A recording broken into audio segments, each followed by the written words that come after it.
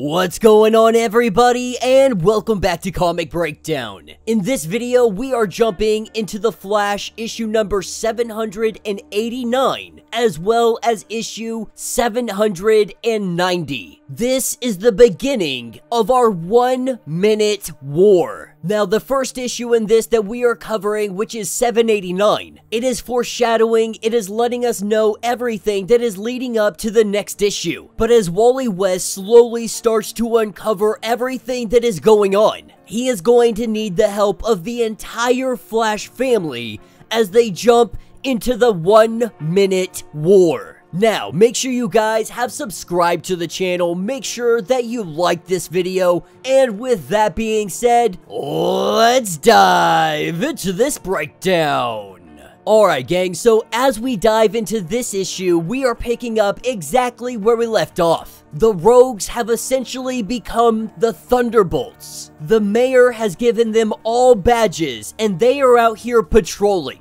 They are trying to make order from chaos. If it weren't for the arrival of Pied Piper, Wally West would be in a very bad situation. Now, Wally hasn't seen Pied Piper in quite some time. The last time they had seen each other, it was everything going on with the Glaive, everything going on with Gemworld. But with the Rogues slowly beginning to come out of this, regrouping back at Wally's home, Hartley is saying hello to the children, he's saying hello to everyone. The children super excited to see him, letting them know how crazy of a year it's been, letting them know that they are now superheroes, even having their own code names. But this is when they hear that there is a curfew that has been put into place. The mayor has declared a state of martial law, a mandatory curfew and safety checkpoints throughout the city. This will remain in effect until the mayor believes that the city is safe. Now, this is a lot, because Wally is saying there is a sundown curfew. There are rogues patrolling the streets, and now safety checkpoints. The question, how is this even legal? With Linda letting him know, if you look around, half the stuff that the government is doing isn't legal. It is literally the government trying to get away with things until the courts can finally step in and catch up. And the reason that Pied Piper is mixed in with all of this, that is because someone came to him at his job before the scuffle that they had just got in. They asked him to join their new government-sanctioned Rogues, but he just got a new job at Terrific Tech. Them both now learning that they work at the same job, just on different sub-levels. But Pied Piper learned that the new mayor, he made a deal with the Rogues. More or less, this is a work release program. As they try to figure out what the mayor is thinking, what he's got going on, that is when Linda lets them know, why don't you just go confront them directly?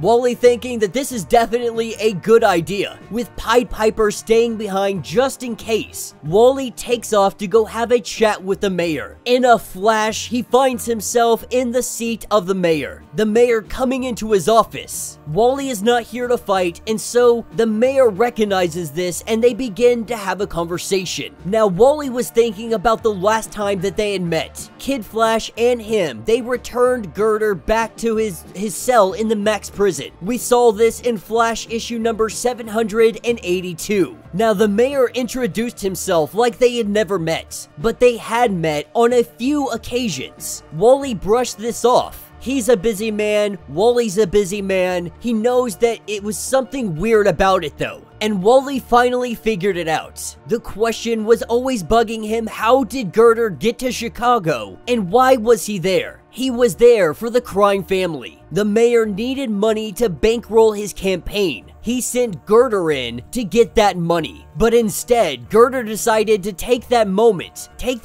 of freedom that he was given and make a run for it. That is where Wally stepped into place. That is where Wally grabbed him and threw him back into prison. But eventually the mayor got his money and his mayorship. And then he turns around and releases some of the worst criminals ever to walk the streets. Gives them a badge and tells them to fight crime. Now, the mayor was a man who, when he was running the prison, took a very aggressive and very cruel stance against prisoners. So now the question begs to be asked, why the change? The mayor letting it be known that it is order. He was thinking small, keeping prisoners locked up, doing his part. But if he looks around, the city, the country, the world, it has fallen into chaos. So much chaos that something had to be done. With the mayor telling Blacksmith to escort the Flash out. We see her and the Flash, they are duking it out right outside the building, as these two are just laying down the hate. That is what takes us to the rogues that are right outside. They have shown up and they have been waiting for him.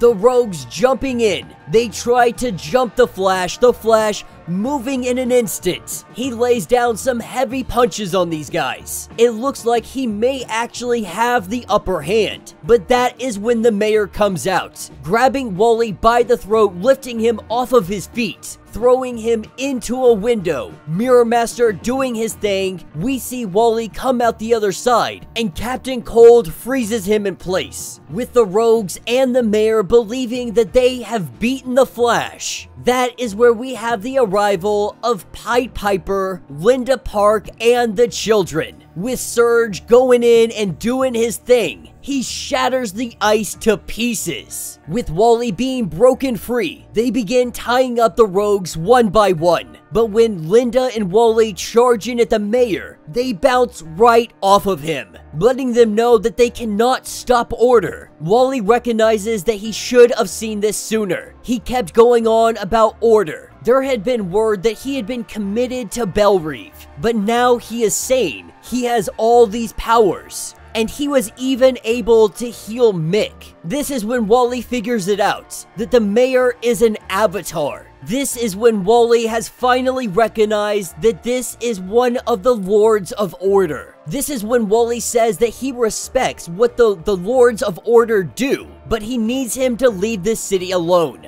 That is when the Lord of Order lets us know that this city is the epicenter of a future chaos. It needs to be tamed. The Lords of Chaos are running rampant. Without the Rock, without the balance, everything has shifted. And now the Lords of Order are pushing back. They have chosen the mayor as the avatar because they believe that they could use it as a position of power to change the city. Because what is about to come, it could destroy everything. This is when the Flash tells him to take a peek inside my head, that you may be here to create order, but if anybody understands how to do the job, it is Wally West. You see, Wally West is the Unmoored. He has run through more worlds and dimensions than anybody in the universe. He has sat in the Mobius chair. He has done the bidding of Tempest. He has knitted universes back together. He has lost the love of his life and then found her again. And in all these travels, he has seen that you cannot create order by force, that you can only create it by choice. He is asking for the freedom to prove it, to show him, to show the world that chaos is easy, but there is always another way. Even Wally recognizing that when the rogues were set free, when they were trying to actually do the right thing, his reaction was to fight against it. When the truth is, Wally should have celebrated. He should have seen that this was a real second chance for them. But Wally is telling the Lord of Chaos that this is not the way. And so with this, Wally's petition is granted, at least for the time being. The mayor released and the Lords of Order leaving, at least for now. But this doesn't mean that the rogues are out of a job, because the mayor lets us know that there is something else coming, that these guys might prove useful. And that is what takes us into the 1 minute war. We have aliens making their way, colonizing across the universe. Now, these guys are conquerors, but they're a different kind of conqueror. They conquer with what they call mercy, subduing every world before they can make the mistake of fighting back. They have used this power for their survival and for their growth. Some kind of invisible force guiding them through, and where they land, the fraction will occur. The next planet they have in their sights is Earth. That is what picks us up with Wally West, with Pied Piper, with Mr. Terrific, with Wally West, with Linda, a bunch of our heroes, a bunch of kids. They are all sitting, having a barbecue, having a great time. As they all sit, catch up, they talk about what's been going on. That is when something from the sky, it begins to block out the sun, casting a shadow down upon all of them. Taking us elsewhere, we have Max Mercury. He doesn't know really where he's going. He doesn't know what direction that the world is going to take him. But he is going to go with the flow. He is going to run until he finds somewhere that he belongs. But as he runs, he sees the same object falling from the sky. Picking up with Jessie Quick. She is currently in the midst of a battle. And while she is taking down a foe, the same thing happens. They all see this object roughly around the same time. As we pick up with Kid Flash. He is about to take down some bad guys, but then we have the arrival of Bart Allen. With Bart coming in and taking down the bad guys before Wallace gets the opportunity to do so. The two of them, they start arguing because Wallace believes that Bart had followed him here to take away his thunder, to take away his spotlight. But while the two of them sit here and argue, while Wallace says that Bart is jealous of him, they also see the object falling from the sky. That is what picks us up with Jay Garrick, currently in the bar having a drink, just having one more before he decides to head out. But that is when time freezes. Everything stops except for that object he sees falling from the sky. And of course, we cannot have a Flash family story without the one and only Barry Allen. Him and Iris sitting down having some food as they currently have their date. Iris is proposing that they get married. Before Barry gets the opportunity to say anything, he hears something. He sees that everything freezes. The flies, the glasses, water itself freezing in mid-air. As he looks out the window, he can see it. This giant ship, it comes piling down onto the ground. A huge explosion. Rubble and rock thrown in all directions. Barry moving as fast as he can. He grabs hold of Iris. He goes to shield her from the blast. And we see this with all of our Flashes. From Wally to Jay to Jessie. They are all trying to save as many people as possible. But then the blast hits them. Our alien saying deploy the wall. And we see this ship break down into multiple different pieces. Some kind of device. Some kind of weaponry. Not really sure what this is. But they say to begin the culling. Alright gang, so we are picking up as they landed like a bolt of lightning. Hundreds, if not thousands, have died from this landing. The debris hitting people like a freaking tidal wave. And then everything went black. As Irie tries to wake up Jai, we see that he is unable to do anything. Not being a speedster himself, having more powers along the lines of super strength. He was able to take a tree and block the tidal wave of debris from hitting any of his family. While he was able to save all of their lives, he is now frozen like every other normal person, or at least like people that are not connected to the Speed Force. And so while they try and figure out what the heck just happened, we have Bart and Wallace, our Kid Flashes, making their way to the wall. As the army comes out, tanks and motorcycles alike, the full-scale invasion is underway. Now Wallace has already tried running up this wall. It appears to be frictionless, though that doesn't stop Bart from trying to run up it. As he charges up and he heads directly towards the wall, we see that he runs right into it. That is when one of the doorways open up. We have the arrival of Jay Garrick, grabbing hold of them very quickly, getting them behind a wall, letting them know that this is war. That is what takes us to Wally West, making his way into the city to see what is happening and if he can help anybody. That is when he hears the voice of Barry Allen, holding in his arms Iris West. We are confirming that Iris has died. Barry even admitting that right now he would go back in time and he would change all of this. But something is tapped into the Speed Force. Something is taking too much of his powers, which means he is unable to time travel. With Wally not really knowing what to say, he says that they gotta get out of here, they will figure it out along the way. But as the two of them go to make their getaway, this is when an alien ship comes in on him. The ships, all of their army, being able to move the same as any speedster could. We see Wally and Barry, they split up, they go in opposite directions. With Wally grabbing hold of a piece of rebar, waiting for his opportunity, he throws it at the aircraft, severely damaging it. We see it fall out of the sky. That is what takes us back over to our Kid Flashes and Jay Garrick. We see that they are under heavy fire. The alien forces have pinned them down and they are trying to take them out. With a giant explosion, we see the wall go up, with our Flashes looking as if they may be pinned down. Jay Garrick ready to go out fighting. That is when we see their tank. It gets flipped over, landing on all the alien soldiers. The one responsible for flipping this tank is none other than Jesse Quick, finding them just in the nick of time, coming in to lend a hand. She also has a little information. She believes that these individuals are called the Fraction. Max and her had saw the Spire when they were both looking for Barry Allen, when they were traversing the multiverse. They had seen these individuals, only briefly, but they also saw the way that they left worlds. None of it was good.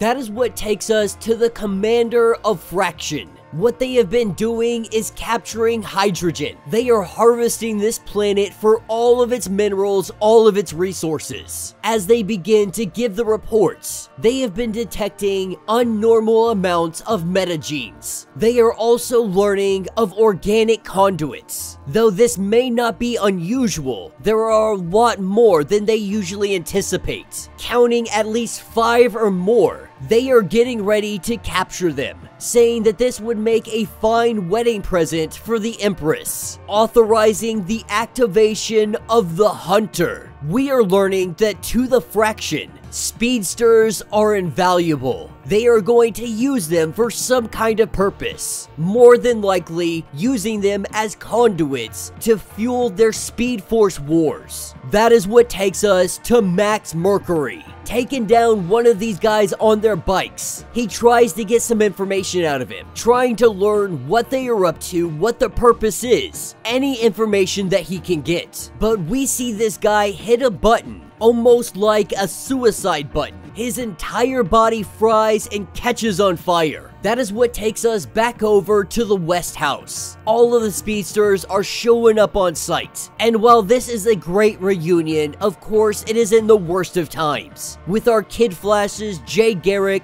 Max Mercury, everybody is showing up. Everybody is deciding that they need to stick together. Though Wally is out there in the city, he quickly returns. He is returning with Barry Allen, Iris in his arms. This happy reunion, even in the worst of times, the happiness has been drained away by learning about the death of Iris West, with Barry Allen absolutely devastated as he heavily grieves the loss of the love of his life. We are taken back over to the Fraction. They are now releasing the Hunter. The Hunter's name from the Dark World, captured and used as a weapon. This is Miss Murder. Alright guys, so as we jump into this issue, we're gonna get 3 different stories. DC has really been loving the anthology take on everything. In fact, I think every comic that we're covering today is some type of anthology. But this first story, it is diving us into the Fraction, where they began, how they came to be the superpower that they are, and what inevitably led them to Earth. At one point in time, their world was full of life. You could even go as far to say that they were one with the planet, stewards of all that existed around them, living in harmony with the natural world around them. This was a true utopia, and it was all ruled by the Empress, a superior being born from 1,000 generations of refined genetics, beloved by all, destined for greatness. She was bred to lead them into a victorious future. Eventually, they discovered a new power source, and an invisible energy to most. But once it was harnessed, it allowed their civilization to leap forward millennia within the span of a single year. They created their machine, something that could pierce both space and time. It could harness this energy connected to all of it. All they needed was a guinea pig. That is where we have the narrator, the captain of the Empress's guard, going by the name of Vel. They pressed that button, and that is when everything changed. His body filled with electricity. The device that he wore, it harnessed it. As one of the scientists come up to him, we see that he accidentally sliced him in half. Having this super speed now, the armor on his chest is what harnesses it and allows him to be a speedster. With everybody pleased with these results, they made more of these artificial conduit harnesses. Men and women of the fraction, they were put to work. What would have taken any other civilization years to do, they did this in hours. Their planet grew. Their technology thrived. They started building out, climbing into space and connecting themselves to other planets, to the very sun itself. But as they grew, the Empress demanded more. More food, more materials, more power. Eventually, their civilization became too big. In order for them to survive, they needed the life of 1,000 planets to replenish their own. And so the captain was called in yet again. But this time, he had a price. That he would go out, he would conquer, he would replenish for the Empress. The only thing he asked in return was the Empress's hand in marriage. Though normally this would be a death sentence, the Empress stopped it, and she agreed, calling him Admiral. This is when they took the first worlds that were on the brink of destruction, pillaging what was all of theirs in seconds before there was nothing left. During these travels, they learned of organic conduits, individuals that were attached to the Speed Force, except they were able to harness this power without any kind of technology. With these new organic conduits, their main ships could travel beyond the universe, beyond time. They had an infinite number of places to gather resources. Eventually, the Admiral became revered as the ultimate conqueror, and the Fraction have no concern about the planets that they kill, believing that their planet deserves to live. The concern of these other planets is not theirs, and so they make their way through the universe, through space and time, taking and pillaging everything and everyone that they choose. That is what jumps us over to Avery Ho. This is the Flash of China. Right now, she finds herself in a predicament, as she finds herself standing against Dark Wu. We see that her soul is being taken out of her very body. All of that energy, Dark Wu takes it into himself. With Avery's soul being ripped out of her body, she finds herself in a very weakened state. As Dark Wu, he begins to brag. He begins to gloat about the infinite amount of power that he now has at his fingertips. But that is when he freezes. Avery, a little bit confused on what just happened. She sees that he is frozen solid, not sure if he's glitching out or what's going on. That is when she hears a noise. Being in no condition to fight, she goes and she hides. That is where we see the Fraction come into play. Slowly piecing this all together, she recognizes that Dark Wu is still frozen, but she is also moving at top speed, which means all of these soldiers that dropped in, they are also in the same boat. Using some kind of device, they scan it over Dark Wu. They pick up his body and they go to take him away. As Avery begins to follow them, she knows that she needs the gem that Dark Wu has. That gem is holding on to her very soul. As she watches them get into a ship, some kind of tank, she has pieced this all together that these soldiers are just as fast as her. Dark Wu is in that spaceship, and the only thing she can think of is she has to get her soul back. And so she goes in on him. She has to do something stupid, landing on the top of their vehicle. They see this and they try shaking her off. It doesn't work at first. With Avery trying to phase through the tank, she learns that she is unable to do so. Her biggest concern is that she does not find an opening. At some point, that gem, it is going to be activated. That is where we have a giant explosion coming out of this vehicle. Smoke coming and piling out of it. That gives Avery the opportunity to drop in on him. The soldiers are so focused on Dark Wu that she is able to come in from behind them, shatter that gem, take in her soul yet again. She grabs Dark Wu and she gets out of here because Dark Wu may be her enemy, but whoever these people are, they don't care about any of that. As she looks around and sees that everybody is still frozen in place, now she's ready to go find out exactly what is going on.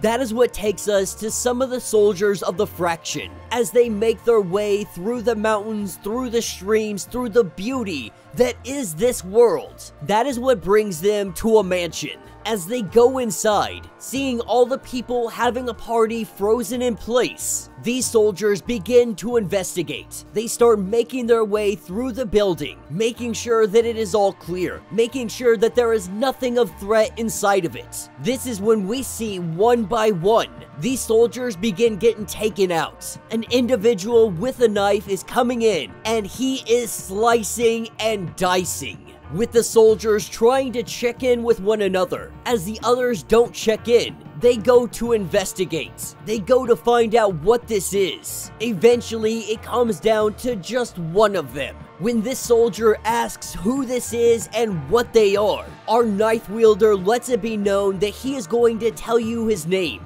That way, you can go back and tell all of your friends. He wants them to know who is going to stop them. He wants them to know who is going to be their end.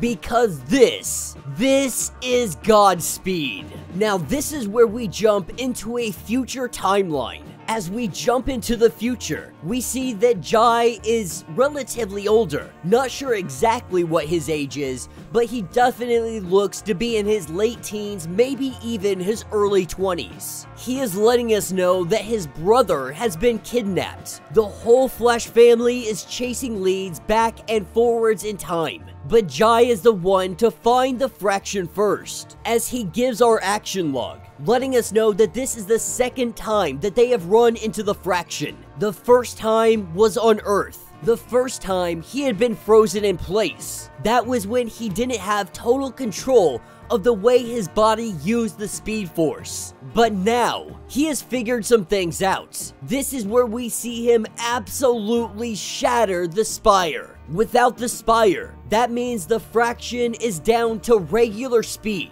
They no longer have the capability of super speed without the Spire active. That is when he gets in contact with Irie. She has just moved from the multiverse to hyper time. She thinks that she might have a lead, with her also letting us know that Impulse has a friend that is on the way to help out Jai. That is where we see it. We have Beats come flying in. The Tiara of Time, the Princess of Paradox, the girl that puts the hyper in hyper time. This is none other than Gold Beetle. Jai's heartbeat, it instantly begins to pound faster, because if this is a dream, it's not one that he wants to wake up from. As Gold Beetle jumps into action helping him out, he recognizes that this is Lily. As we are finally getting a first name for Gold Beetle, we're learning that the two of them actually have history. She knows who Jai is. She says that this is Jai from the Nexus Fair. He wasn't sure if she was going to remember who he was. The last time that they had seen one another, she was there one moment and then disappeared. But Lily, she wastes no time going in and she kisses him, letting him know that she very much remembers him. She remembers thinking that she should have kissed him then, telling herself that if she ever got the opportunity again, she would definitely kiss him. But they still are in the middle of a battle, so Jai goes to fill her in on what they are dealing with. letting her know that this is the fraction, that they siphon the speed force in order to move at super speeds and take over planets, with Gold Beetle saying that she is more than willing to help. And also, now that she has found him again, now that the two of them are back together, she really wants to see this relationship blossom. And so there is no way she is going to let him out of her sight. Also saying that it is pretty obvious that he likes her as well. And so the two of them, they gear up, they head out, and they go fight the fraction together. Alright gang, so as we dive into this issue, we have Barry Allen that is at the bedside of Iris. Wally coming into the room, letting him know that they have to go. Barry Allen kissing her forehead. He walks into the room and they begin to plan. Jay Garrick and the others have been doing some reconnaissance, learning that the fraction has set up a perimeter that is a mile across. This is taking a huge portion of not only Central City, but also Keystone. They've come to the conclusion that they have somehow tapped into the Speed Force. This is the only way their vehicles and everything is moving at the same speed as them. Wally would like to get his hands on one of these vehicles and try to reverse engineer it. This is where we see Impulse take off, with the others discussing that they are going to move their base of operations, knowing that eventually the fraction is going to come looking here. Wally knows a place that they might be able to hide out. Now that is what takes us to Impulse and Kid Flash. Kid Flash goes chasing after Impulse to see what he is doing. While Impulse tries to brush him off, Kid Flash isn't allowing that to happen. That's what picks us up inside the occupied zone, with one of these tanks making its way through all of the rubble. Kid Flash and Impulse, they are gonna do something that is impulsive. This is where we see Bart go running and he jumps into the tank. Nearby, we have Miss Murder. Her hounds are hunting. What we also learn is that she is not able to hear them. She cannot see them either. She reacts by thought. Being able to hear the thoughts, she follows them.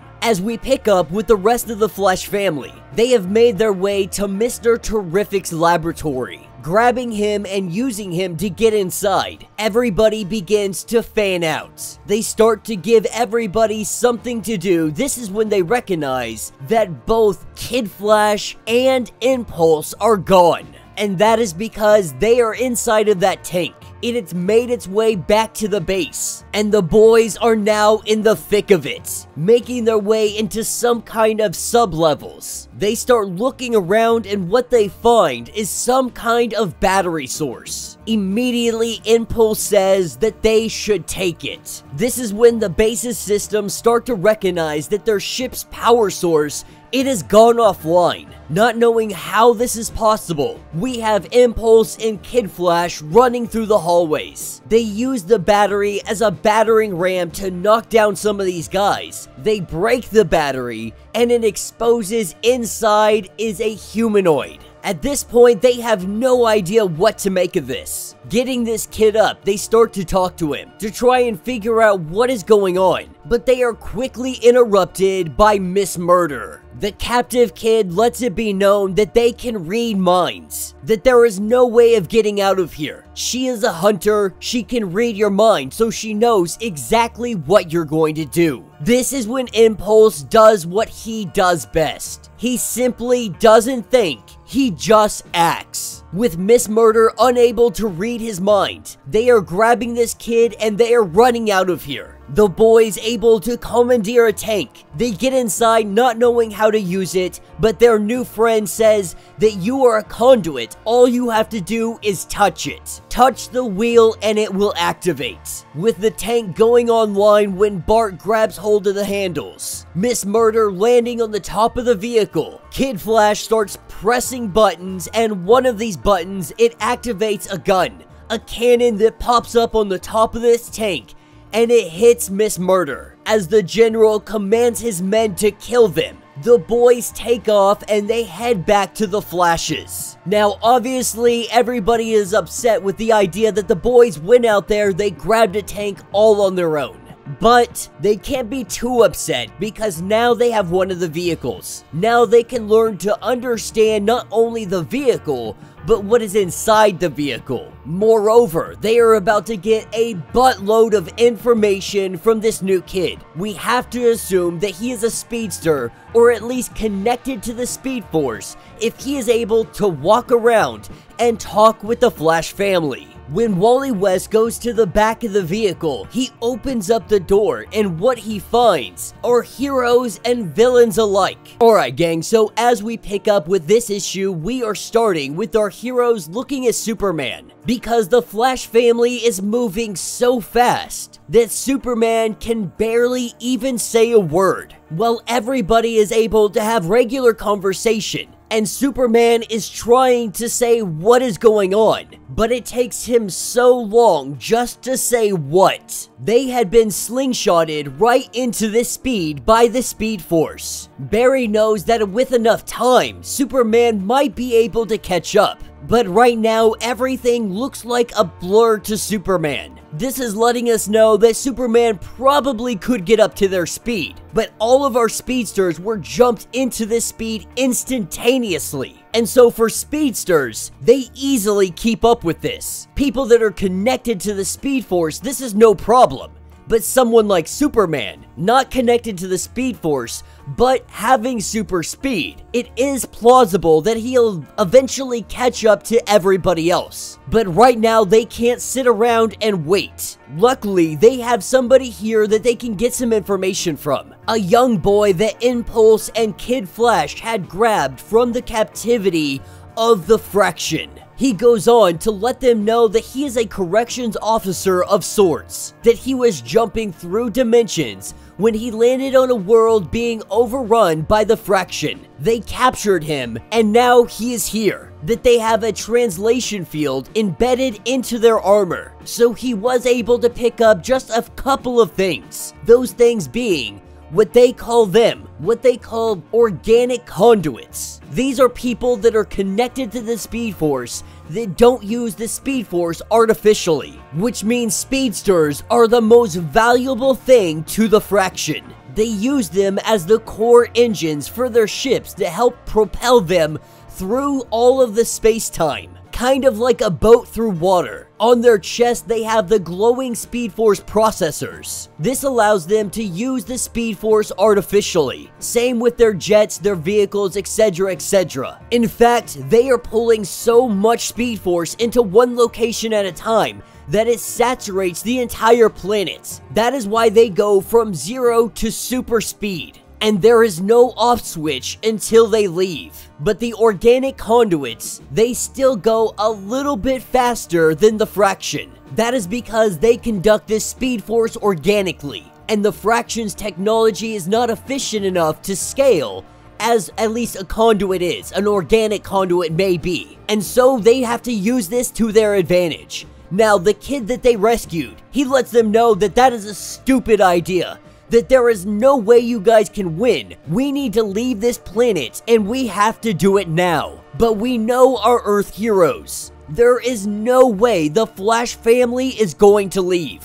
And so they begin to plan, theorizing that their devices pull in the Speed Force, which means they have to have a way to relay this power to each device. There has to be some kind of satellite, some kind of cell tower in sorts, thinking maybe they might be able to interrupt this. They believe that that is the Spire, kind of like a build your own antenna kit, much like the crystal formations that Eclipso had used in Gem World. But even now, knowing the location of where this is all sourced from, their defenses are impenetrable, even if they got past the wall or the connected force field. He lets the Flash family know that they would be shot down before they made it. That is where Wally gets an idea. As he heads off to the laboratory, we see Irie and Jesse Quick having a conversation. Irie currently reading to Jai, who is frozen. Now, Jai is connected to the Speed Force, but his powers work a little bit differently. He's more like a surge of power, hence his nickname Surge. He is yet to fully understand his powers and abilities,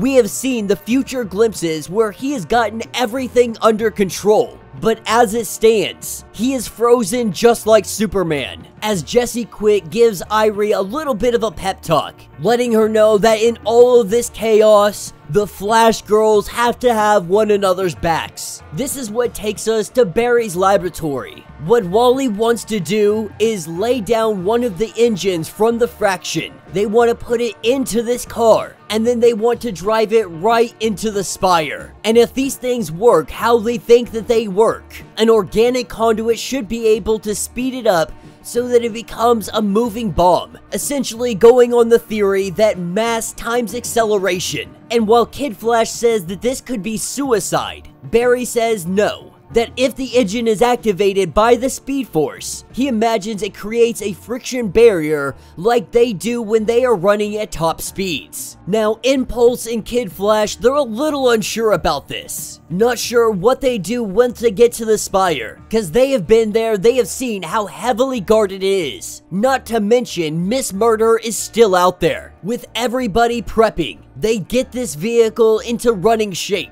They get the engine in it. Jay and Max Mercury, along with the others, they go to test the walls to try and figure out how to get them open. With all the preparation, they are now getting ready to head out into battle. They leave Irie behind with Jai and all of the other heroes, because somebody still needs to protect the world's greatest heroes. From Superman to Our Man. Before they head out, we see a conversation between Wally and Barry. The truth is, Barry's headspace is in a very weird place right now. He just lost the love of his life, and Wally knows that he's not okay. Barry tries to tell him that he doesn't know, that he has his family, he has his kids. Barry has nothing now. This is when Wally, he pauses, reminding Barry that Iris was family to him as well. And believe it or not, Wally has been right where Barry has been, so low that he can't even lift his head. But he tells Barry that it is not over until it is over.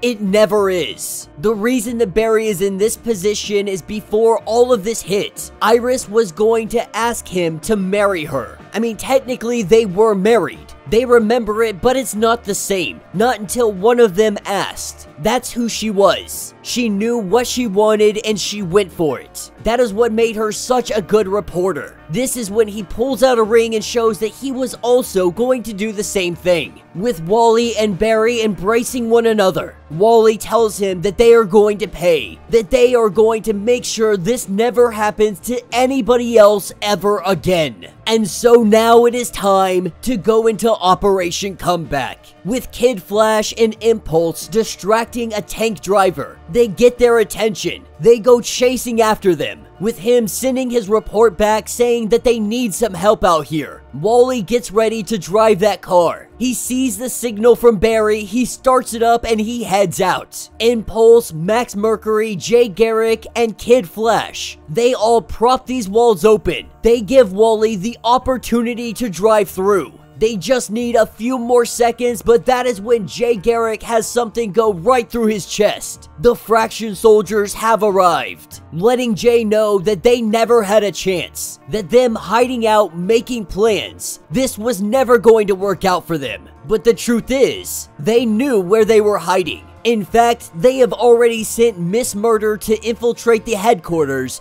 and take care of anybody that is left inside. With Irie being the only one there, she must face against Miss Murder by herself. With Jay in this state, having this weapon through his chest, the Fraction asks, what was your plan? Was your plan to truly just open up a section of the wall and do a frontal attack? Jay smiling, saying that that would just be stupid. On the northeast section of this wall, we have Linda and we have Jesse Quick, who are also opening up a section of the wall. It was all a distraction, with Wally zooming that car right into the facility, avoiding all of the cannons. That is when they say to use the emitter, overpower Wally. Not sure if they can do this, he tells them to do it. That is where we see the energy, it hits Wally and the car. Everything begins to come apart. Wally unable to phase, believing that this may be his final moments. Irie running away from Miss Murder, Max Mercury, Impulse, Kid Flash, and Jay Garrick all captured. Nothing but a smoke trail where Wally once was. The Flash family has fallen. Miss Murder had been sent here to take out the headquarters of the Flash family, and Irie West is the one left behind protecting the world's greatest heroes. This includes Superman. Now that Miss Murder has found her, Irie is refusing to stand down. As these two go head to head, Miss Murder is letting us know that Irie has some really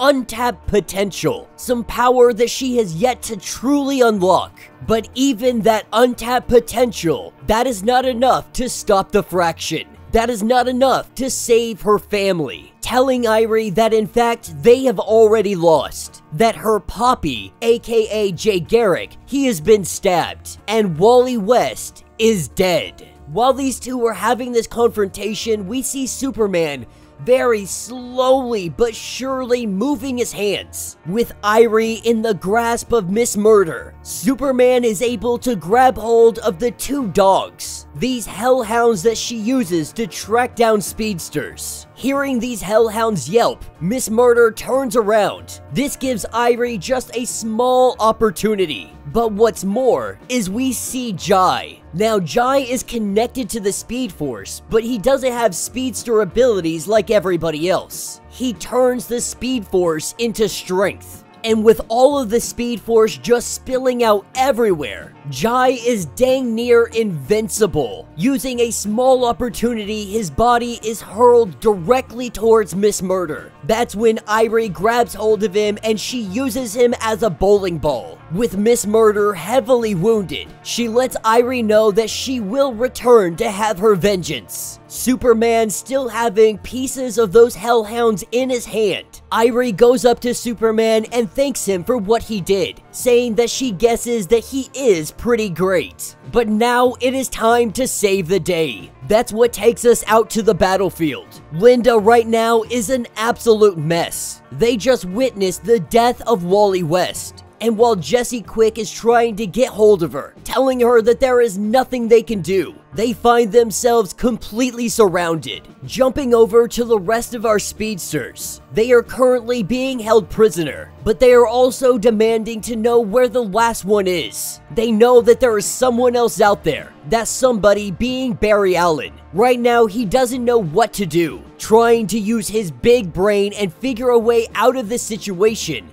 That is when he feels a rumbling. The earth is vibrating. And as the fraction looks off into the distance, they hear this rumbling thinking that maybe this is thunder. But Jay Garrick knows that that is his granddaughter. This is where we see Irie come speeding in, and she is carrying Jai with her. Coming in like a freaking wrecking ball, we see Irie throw her brother, and it sends everybody flying. This gives them just a moment to be able to break free of those that are keeping them captive. And Irie has finally figured out her superhero name. Her new code name is Thunderheart. With Jesse Quick and Linda being put into the back of one of these vehicles of the Fraction, the doors slam closed. But what we see is the individual that they had rescued. He is in here in disguise, and now they have one of their tanks. And Irie is on the outside using her brother as a wrecking ball, smashing every single ship that comes by. She is just laying waste to the Fraction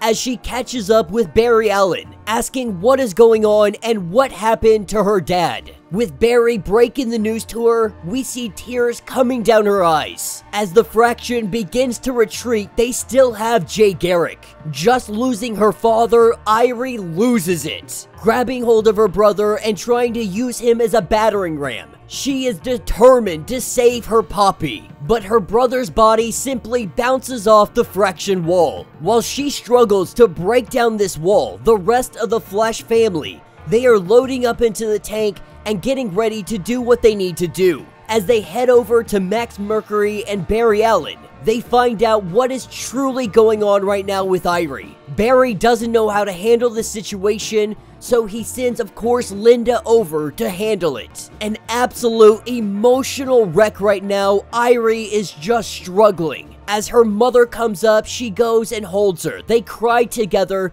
knowing that they just lost their father, that she just lost her husband. But inside the Fraction's home base, we have Jay Garrick, who is currently chained up and he is being tortured. They want to know where is the headquarters. Of course, Jay Garrick will never give up the location. But with Miss Murder returning, they now have the location of the Organics headquarters. That's when they say to give Jay Garrick to the doctor. Back at home base, Barry Allen is sitting in isolation as everybody is mourning the loss of Wally and the kidnapping of Jay Garrick. Today, there is no wall that could hold back the hurt that he is feeling, the pain that he is enduring. Wally always said that they were better together. All of them, the Flash family as he called it. But they're not together anymore. This is where Barry gets an idea, thinking about together. Thinking that together they can fix this. Going over to the whiteboard, he starts writing out a formula, with Jesse Quick coming in saying the Fraction has found Mr. Terrific's lab. They are loading everybody up, all of the heroes that are unable to move because the Speed Force is active. But Barry knows how to win this war. Not just win this war, but to make it so that it never happened in the first place. Which definitely sounds like a great idea in theory, but it also sounds like they may be manipulating with time. Now, with Jay Garrick currently tied up to a table and the doctor getting ready to do his experiments, very excited to open up Jay Garrick and see what makes him tick. As the doctor comes over, we see Jay having one of his teeth that were knocked loose. He spits it with a ferocity, and it goes right into the doctor's Speed Force armor, right into the very center of it, where it is the weakest point. This causes it to go haywire, and for a brief moment, this gives him the opportunity to break his cuffs. Jay Garrick wasting no time, he takes care of the guards, he takes care of the doctor, he grabs a gun, and now it is time for the Fraction to see what Jay Garrick can truly do. On July 8, 1776, a bell had rung from Independence Hall in Philadelphia. This called all the citizens together as the Declaration of Independence was read aloud. Years later, the bell was looked as a symbol, giving it the name Liberty Bell, declaring it a beacon of freedom for enslaved people. Now, Jesse Quick's mother, she had said that the bell gave her her powers. Some thought it was the vibrations interacting with everything they have going on in their meta gene, but she thought it was something else. She thought it was a symbol, one that stood for good, for peace, and for truth. Today, the world doesn't need Jesse Quick. Today, the world needs Liberty Bell. That's where we have Jesse Quick coming out wearing the Liberty Bell costume. Max Mercury making a note saying that her mother would be proud of her. But our heroes are preparing for the last battle. 2 miles from the center of the building. 2 miles before they make things right. The only thing they have to do is stick together. Now, this is what picks us up with earlier. Barry wasn't really sure about this, but they didn't really have another choice. While the others say that they could leave, they could go hide out, and they could really prepare a good counter against them, Barry says that he's not leaving. Not if there is a chance to save everybody right now. As Barry goes on to explain exactly what his plan is, he says the spire acts as an antenna, channeling Speed Force to those wearing their artificial conduits. But it's not the only antenna out there. The other conduit, of course, being the speedsters themselves. Now, Barry's theory is that the Speed Force has dissipated throughout the globe, almost like a cloud. And while the speedsters are able to process some of it, it is not a direct connection like they had before. That is the reason that they aren't going at top speed. That's why Barry hasn't gone back in time and ended all of this nonsense. Consequences be damned. But he believes if they stay together, they can become a hotspot for the Speed Force. They can draw it in a greater concentration, increasing their speed and, more importantly, increasing the friction cushion that protects all of them while they run. And when it comes to the wall, that is where Jesse comes into play. Now picking us up as our team begins to move in. We see the Flash family moving in a unit as they make their way directly towards the spire. The friction sends out some ships, but these ships are unable to hit them. All the speedsters moving together has put up the protective barrier that is not allowing anything to touch them. And as we see all of our speedsters part, this is where Liberty Bell comes up. She comes running in and she throws one hell of a punch. As this appears to break down the wall we pick up a little bit earlier. Max Mercury and all of them planning this plan. Max has to ask the question that if they're able to get through the wall, then what? Barry tells them that they're not planning on destroying the spire. They're not trying to destroy the antenna. What they want to do is supercharge it. And this all comes down to Einsteinian physics. They use their connection to the Speed Force to overcharge the fractions connection. This will make them faster. But the closer an object goes to the speed of light, the more likely that they will go back in time. And so Barry's idea is to go in, overcharge them with so much speed force that the fraction will literally go back in time without a choice. Which means none of this would have ever happened. And they can prepare for the invasion properly. They can propel it before it even arrives. And so in present day, we see our speedsters coming up to the spire. Almost over their target, they begin to count down. They say 3, 2, 1, and then there is a giant explosion of Speed Force energy. But we do get a conversation between Linda and Barry that happened previous to all of this going down. While everyone is excited to get everyone back, all of their loved ones, so on and so forth, not everybody will be returning. Wally West will not be returning. Now this will turn back time. This will save the world. But Wally isn't like every other temporal being. They are part of the Speed Force. There is a reason that they can remember their universe being rebooted countless times, being separated from regular continuity, and because he is separate from whatever is done to him, he exists outside of time and space, which means when they do this, it will not be reversing what happened to Wally. Now that's what picks us up with Jay Garrick. Jay Garrick was able to escape the laboratory. With a giant gun on his back, he is making his way through the Fractions facility. He is going to cause as much mayhem and trouble as he possibly can. As he overhears some of the guards, he knows that the other speedsters are doing something out there. So he takes this opportunity. He does everything he can to hold off the forces on the inside. It doesn't take long for our speedsters to infiltrate the facility. But once they land, this is where the Fraction is there to meet them. With Jay Garrick sneaking up behind,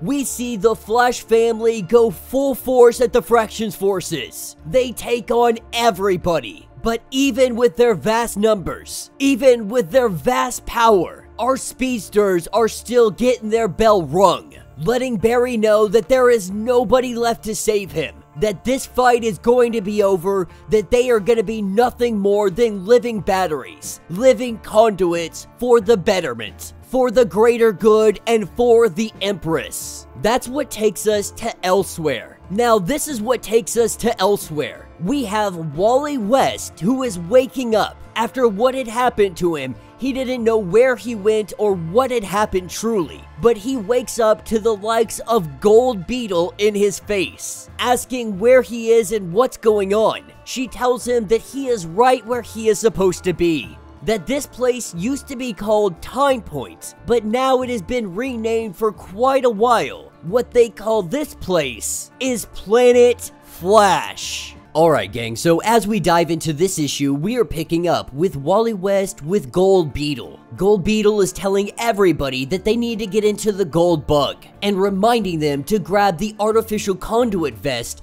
that the Fractions are using. They were able to get their hands on some, and be able to replicate it in a specific manner. Wally is still trying to figure out what is going on. Gold Beetle reminding him that he's not dead. You could say that he melted. This supercharged Speed Force had hit him. All that Speed Force energy, it dematerialized him. It sucked him into the Speed Force and it spit him out. Gold Beetle lets us know that Mr. Terrific and Fair Play think that this is a defense mechanism, believing that the Speed Force developed this after what they call the Surge fiasco. And since the Speed Force runs through all of time and space, when you are kicked out of it, you land here, outside of time and space, a place that used to be called Time Point. But when Wally had started the team, he changed it to Planet Flash. Wally's next question is, how did they survive? How did all the people from Heroes in Crisis make it out? That's when Gold Beetle says, "What do you mean?" When Wally was in Bart's body, he told Gold Beetle to save everybody. And so in her eyes, she was simply following orders. She had jumped back in time and did everything she needed to do, except for Roy Harper. He was too close to the Surge. But when she popped back forward in time and saw that he was okay, she assumed that it was mission accomplished. When asking how this is possible, Gold Beetle tells him that he is going to love this, that it's an old family trick, that there is a cloning factory in the 35th century. Now Wally puts her at pause and lets her know that this is going to have to wait till later, that right now Earth is under attack by the Fraction. Gold Beetle and them are already aware of this. That is exactly why they are loading up right now, because the Fraction may have an army, but so does the Flash family. Everybody here on Planet Flash is gearing up to go to this fight. And thanks to Jai, they were able to get some of their artificial conduit harnesses. And Fair Play was able to adapt it to their physiology. But this gives them only about a minute of speed time, and then they are going to freeze. But future Wally says that that 1 minute is all they are going to need. This is what takes us back down to Earth with Barry Allen facing against the General, with all the Flash family sitting here battling against the Fraction. Right now, Barry Allen is furious. He has lost the love of his life. He has lost his brother, his kid Flash. Wally West is gone, but those are only 2 lives in the grand scheme of things. He knows if he doesn't stop them, this whole planet will be taken. And so as Barry and the General battle one another, we see Barry rip off the harness of the General. His connection to the Speed Force has been cut off. And instantly, we see that he freezes. Jay Garrick and Barry having a conversation talking about needing to get to the engine room so they can shut all of this down. But to do that, they are going to need a distraction. Lucky for them, that is where we have the arrival of all the heroes from Heroes in Crisis along with Wally West. Exactly the distraction that they needed. Having the army that was most necessary to taking down the Fraction. We see them jumping into high gear. And while Gold Beetle and Wally are in the ship trying to do what they can, they have taken over one of the vessels and they are using it to take out the others. Gold Beetle says that this is exactly like the time that they dropped into the Crisis with OBM. If you remember, OBM was the wrestler that came here for the multiversal wrestling event. As the battle rages on, we see that their 1 minute of time has come to an end, which means all the heroes from Heroes in Crisis that are not organic conduits, they freeze. And with them freezing, we see that the General gets up to his feet, something that should not be possible without his harness to the Speed Force. This means that he is also an organic conduit, with Wally and Gold Beetle making their way to this fire, but Gold Beetle freezes up. Wally knows that this is as close as he is getting, and so he jumps out of the vehicle and he goes to take it down. And while he's doing that, we see that members of the Fraction are seeing the General. They are seeing that he is an organic. The Fraction sees the organics as less than, as more battery packs than anything else. So seeing this before them, they are all furious. A man that is supposed to be betrothed to the Empress. The Empress already knew that he was a conduit.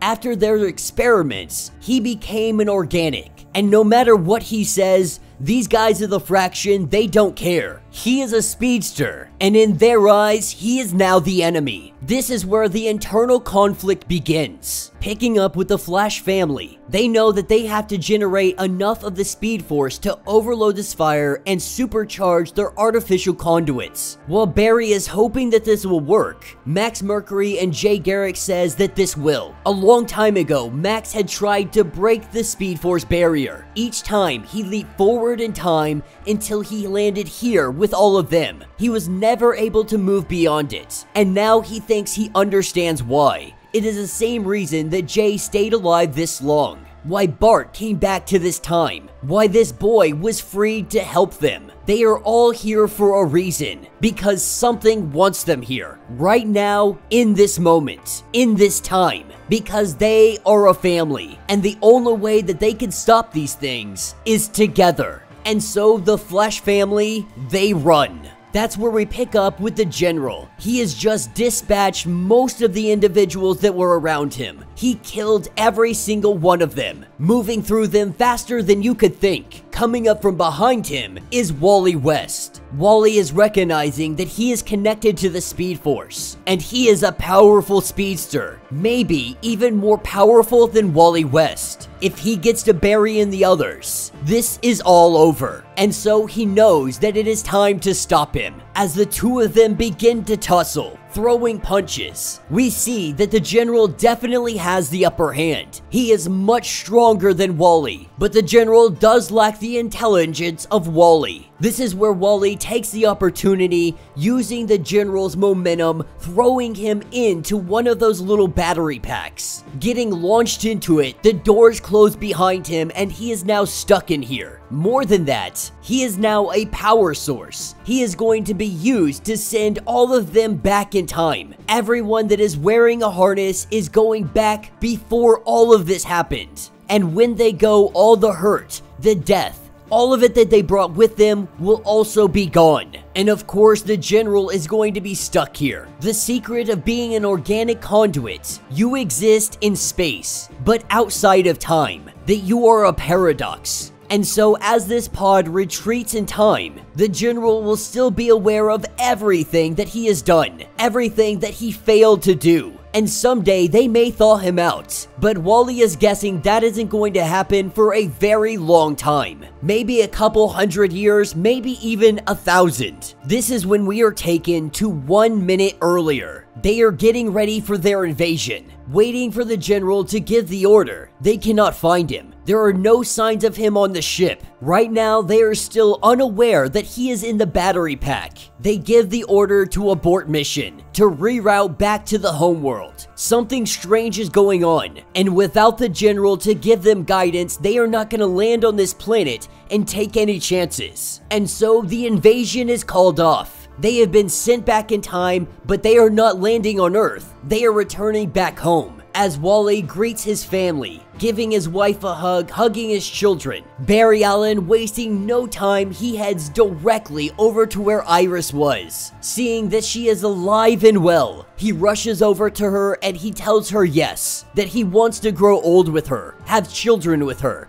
that he loves her, and he is more than ready to tie the knot. And so, taking us to a little bit later on, we are picking up at the house of Wally West. Gold Beetle getting ready to say goodbye to everybody. She does ask if Jai is inside, and while she would want to go and say hi to him, she can't. The first time they meet is a very special moment. She doesn't want to ruin that memory for either of them. Plus, she's going to go drop off all the heroes in Crisis back to their respective time periods. And then she's going to try to make sense of all this weird continuity. In this moment, we also learn that one of the speedsters, his name is Wade, the boy that they found captured by the Fraction. He says that his name is Wade and his parents named him after Wade, some individual that was a cool relative that he knows about. Linda going on to say that Wally has an uncle with that name, and so the possibility that this young boy is connected to the Flash family seems very likely. With everybody saying their goodbyes, we pick up at the epilogue. We have Max Mercury staring at the sunset, getting ready to take off. Before he goes running, he runs into Bart, and Bart had thought about what Max had told him, about them being there to fight the Fraction. And now that they have been defeated, he thought maybe Max might try to cross over, or go forward, or wherever it is he is going. And that's the idea. And so Bart is more than willing to jump. He's ready to go. And while Max can't ask him to do this, Bart tells him that you weren't asking, that they are family. Where he goes, he also goes. With Bart ready to see what's next, saying that it should be fun, our two speedsters, they take off to the horizon. And that will be the end of this issue. So let me know what you guys think down in the comments. This was a great ending to the 1 minute war. I absolutely loved it. We see that the heroes in Crisis are all still alive. That Gold Beetle went back in time and she saved all of them. And if you're a little confused about continuity, don't worry, Gold Beetle is as well. She is not fully understanding how all of this works, but she's trying to figure it out. If anybody were to truly understand the continuity of DC, it's going to be Gold Beetle. She is going to be a whole slew of information in the future. And her talking about cloning individuals in the 35th century, that is a very interesting concept.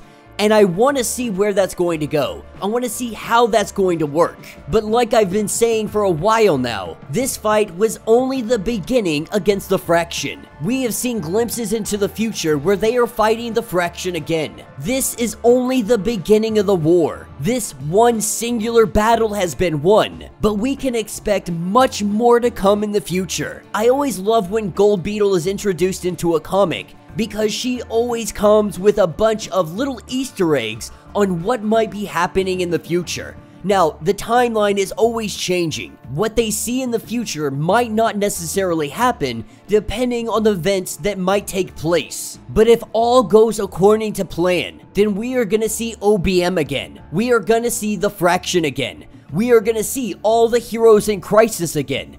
We are going to see Planet freaking Flash. It is very sad that Jeremy Adams is going to be leaving the Flash title. I can't remember what issue he's ending on. It might even be this issue. I honestly have to go look it up. But you guys know I was a huge fan of Joshua Williamson, and I was a little skeptical on Jeremy Adams taking over, but man, has he done a phenomenal job.